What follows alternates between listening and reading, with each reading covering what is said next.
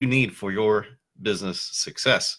So today I wanted to share a story about something that I personally have been going through for the last couple weeks.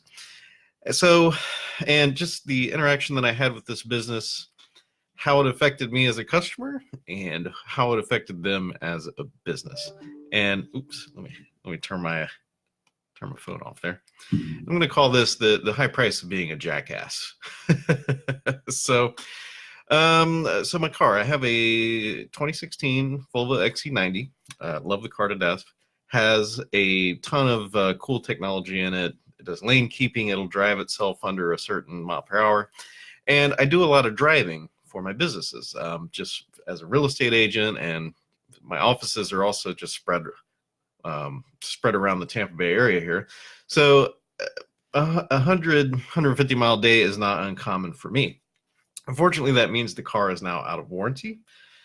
So my one gripe with Volvo is that they only have a 50,000 mile warranty. And to add insult to injury on that, my air conditioner is currently having a problem, which those of you that have ever visited Florida knows that a misfiring air conditioner is not a good look. Definitely, it makes life very difficult.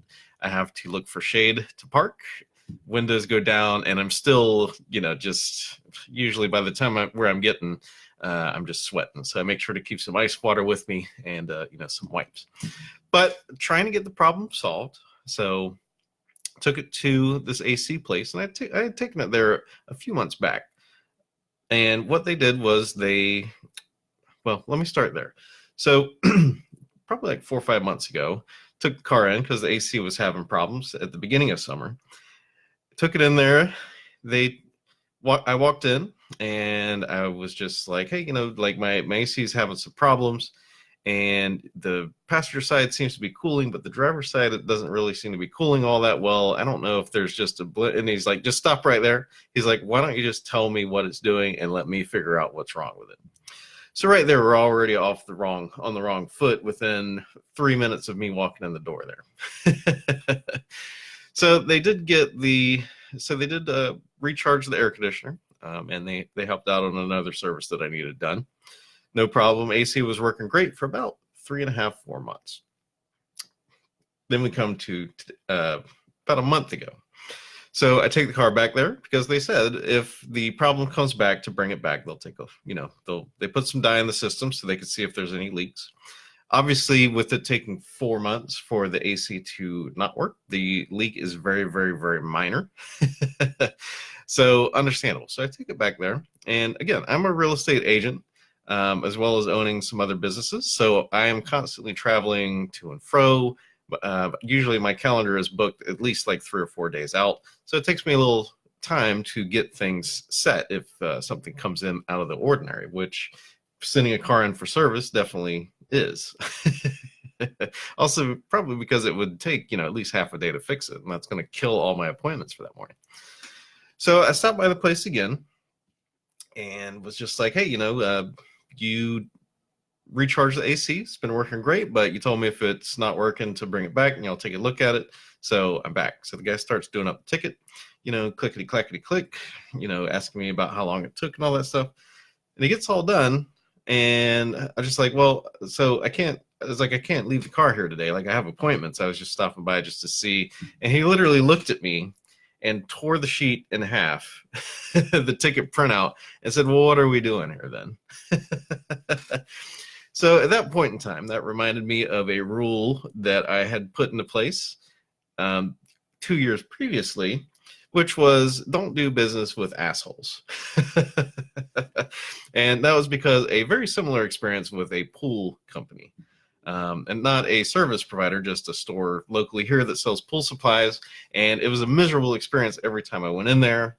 And I finally ended up by accident in another pool store, and that experience was wonderful. I was like, hey, I don't have to shop local and all that stuff. Great.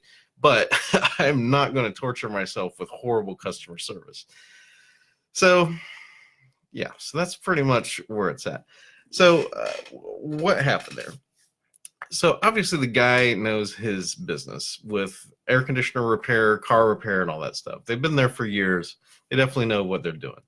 The problem is that they, and it's very common because I'm in service businesses. Like my entire job as a real estate agent is customer service and project management, fielding phone calls, smoothing things over, and getting things to progress. The problem is this company has forgotten the number one key, which is you should really appreciate the people that are coming in there and looking to give you a few $1,000s, because car ACs, like I said, it's out of warranty. It's going to cost me a few $1,000s. So basically, I have not been back to that place. I'm never going to go back to that place. And I have been telling everyone that I know that has asked to specifically not go to that place, all because of this guy's interaction. Now, I know everyone always points to, you see like the fun places on like foodnetwork.com, where it's like a little hot dog stand and everyone in there is real sassy and talking a lot of smack to everybody and all that stuff. And the reason those are on TV is because those are the outliers. There's only very few places that can make that work. They're usually associated with very late nights and certainly not very high ticket priced items. So this company has lost out on $1,500, $2,000, $2,500, all because they did not have the right person up front. So even though you know your business, which I know real estate, that my entire job is educating people on real estate. And this company, just with how they interacted and all that stuff, completely obliterated any goodwill. They lost my business. They lost potential future referrals from me for not completing the job. And they also have me preempting people from thinking to go there. So how much has that one bad customer action costed them? On the low end, I would say probably about $6,000, just from not having proper customer service skills. So what takeaways can we take from this? So absolutely, cherish every customer that calls you, that comes into the shop. If they need educating, like a lot of that is your job as well. Part of sales and being in business is showing and illustrating what you do for people, your value, your knowledge, your skills. Just because you hang a car repair sign out by the road doesn't mean you know what the hell you're doing. You illustrate that through professionalism and communicating properly what you do in a very customer-friendly manner. So what's the cost of being a Jackass? In this case, about $6,000 total. So if you're worried about me, I have not melted yet. I do have another place I'm taking my car into. It is a substantial bill, which definitely depresses me. Total damage comes out to about $1,500, which is not my favorite number in the world, but it is what it is. I got to have it. I love the car. Like I said, one of my favorite cars I've ever owned. And, if it'll give me another 5 or 6 years, then I will be happy to pay it. So my name is Kyle Sasser. This is BizTweaks. Again, we talk here pretty frequently about businesses, business tips, business strategy, ways that you can improve your business, and ways that you should be implementing to make your business a lot more efficient. I definitely believe that with a few little tweaks, every business can punch way above their weight class. What can I do to help you? If you're looking for some help in your business, I'd love to get together with you on a strategy session.